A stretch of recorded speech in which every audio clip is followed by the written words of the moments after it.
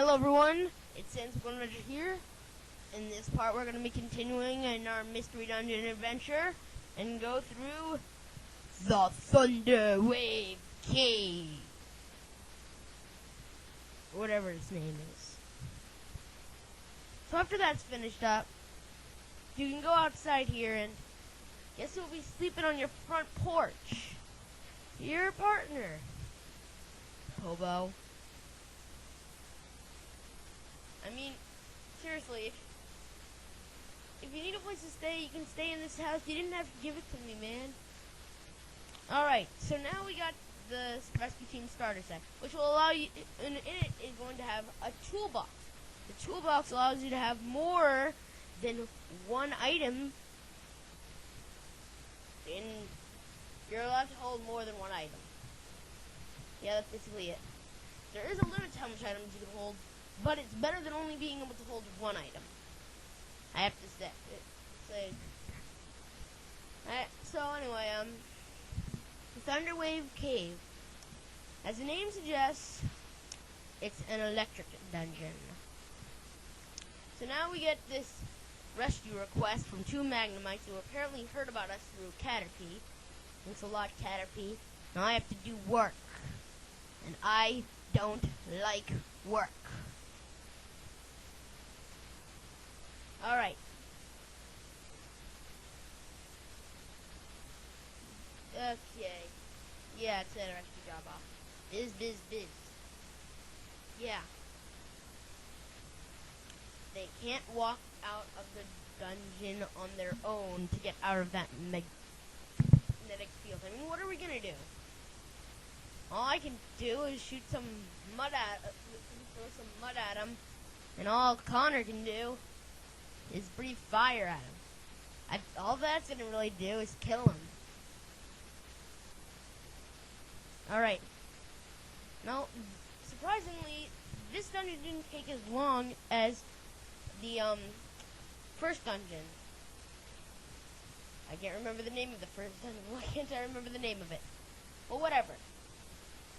So, this place has 6 floors. The 6th floor being the one that you have to reach before the dungeon ends, when the dungeon ends on. Basically, you only have to go through 5 floors. Now, you shouldn't have any trouble with this dungeon whatsoever, because it is pretty easy. No, not pretty easy, really easy. Now, you can probably just, so here's where it's up. To battle your way through here, using the same moves you used back in the Tiny Wood, that's what it was. It's something tiny something. I'm gonna remember it after this video. I'm gonna be like, oh yeah. And I'm not gonna redo this video because I don't feel like doing it. And yeah, it was a Tiny Wood, so I'm pretty sure. I'll correct myself in the next video if I'm wrong. So anyway, Pokemon Mystery Dungeon Red Rescue Team / Blue Rescue Team. I actually probably in my top 10 favorite Pokemon, top 10 favorite games of all time. Seriously, Explored's Darkness is higher up on that list, but Red Rescue Team and Blue Rescue Team are really good. I bought both versions of it. I don't know why, but I guess it just allowed me to have more in one file, so I can make new games and stuff all the time I want. Whatever. Now, let's do this. Yeah.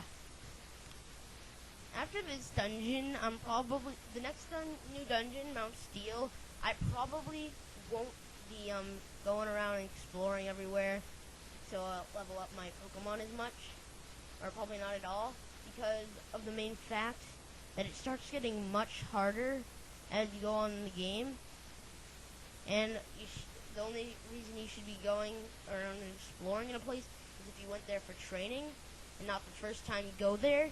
First time you go to a place, you should really just be trying to get to the end, especially at the last dungeon of the main storyline. After that, there's still main storyline, but that is the main storyline. So, we'll talk more about that when we get to that part, which will not be for a long time. Now, the reason I actually started this walkthrough/let's play is because, well, I recently just beat Red Rescue Team again, and you know, I don't know, I just felt like eating it in front of the VBA recording thing, so that people can see how I do it, and I can help people who might have trouble in this game. So it's fairly hard to have trouble in. All you have to really do is maybe beat a little extra Pokemon than you need to, level up a bit. I don't know, and then you pretty much do pretty good. Unless, of course, you got a bad starter and a bad partner for it. Like, let's see, Marowak and Machop aren't that bad. Marowak and Machop you can only get if you, are male, and chose the male option, and all that. And, Skitty and Eevee only available if you choose the female option. So those people who like Eevees, and I'm one of them, I once just to check out Eevee, I've actually played through as Eevee. Eevee is actually isn't that too horrible, but I don't recommend you play through as an Eevee. So if you get it, you know, don't go screaming and restart your game. Just if you're a beginner at this, I recommend you get a different Pokemon than an Eevee, because it isn't really that good for a beginner. Now, if you played through the game one or two times, you could probably go through with an Eevee, but if you haven't, I don't recommend you do. But you can do it if you want. I'm not stopping you. Go ahead. Alright. Through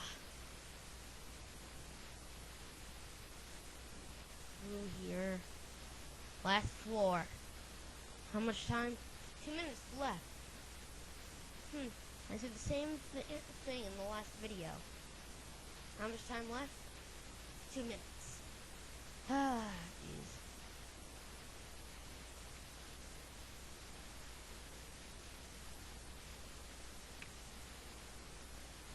Thunderwave cave.